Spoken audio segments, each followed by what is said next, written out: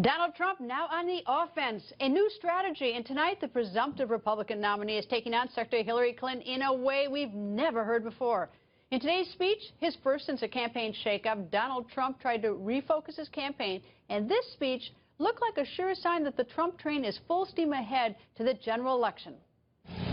Hillary Clinton may be the most corrupt person ever to seek the presidency of the United States. To cover up her corrupt dealings, Hillary illegally stashed her State Department emails on a private server. She's under investigation, but it seems like nothing's going to happen. Her server was easily hacked by foreign governments, perhaps even by her financial backers in communist China. This fact alone disqualifies her from the presidency. We can't hand over our government to someone whose deepest, darkest secrets may be in the hands of our enemies. Hillary also wants to spend hundreds of billions of dollars to settle Middle Eastern refugees in the United States on top of the current record level of immigration that we already have. For the amount of money Hillary Clinton would like to spend on refugees, we could rebuild every inner city in America. Hillary Clinton's message is old and tired. Her message is that things can't change. My message is that things have to change, and that this is our one chance. She believes she's entitled to the office. Her campaign slogan is, "I'm with her." You know what my response is to that? I'm with you, the American people. Donald Trump supporter and former contestant on The Apprentice, Omarosa, goes on the record. Nice to see you, Omarosa.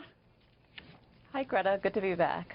Okay, so is this a new direction, a new Donald Trump? Is he looking at the general election, or is this just sort of a detour and we'll be back to the same old soon? You know, it's just great to see him evolve as a candidate. As we know, Donald Trump is a brilliant businessman, but he's not a politician like Hillary Rodham Clinton. And so he is trying to show people that he does have what it takes to lead this country in a new direction. We've had 7 years of Democratic rule, and Americans have to ask themselves, am I better off now than I was 7 years ago? And many of them say no.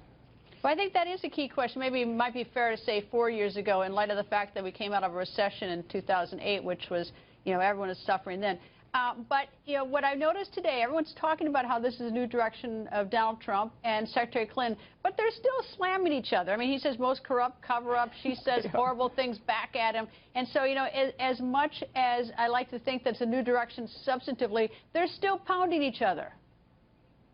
Yeah, but, Donald's very scrappy. I mean, he's tough. He's survived in this New York real estate market, and he's thrived. And so he is a tough guy.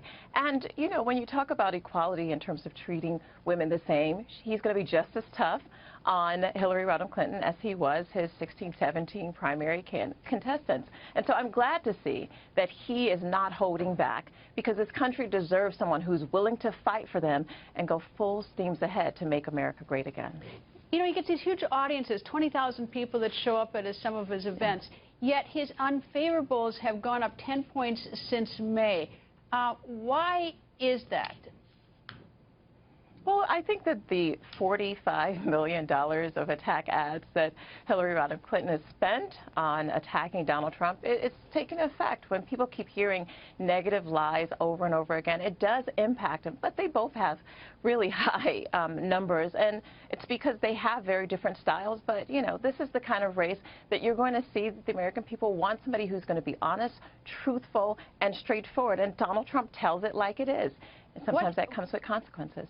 What is Secretary Clinton's most vulnerable point, just if you single out one going into this general election? There's no question the fact that she has not resonated with young women. Her whole platform is built on the fact that she is going to make history and try to become the first woman president, but she's not connecting with millennials, with women voters, young women voters, and that is a big problem for her. She has to answer for that and explain why she is not connected with these women. And who would be your top choice for Donald Trump for a VP candidate? Oh, I'm not going to get into speculation. Oh, There's a come whole on, give me, wonderful I mean, team who's well, give me a responsible for handful. vetting. I would love to see Dr. Ben Carson. I happen to like him. I like what he stands for. But there's a long list of folks, and I hope that Donald will make a choice that will impact his campaign positively. Omarosa, always nice to see you. Thank you very much for joining us.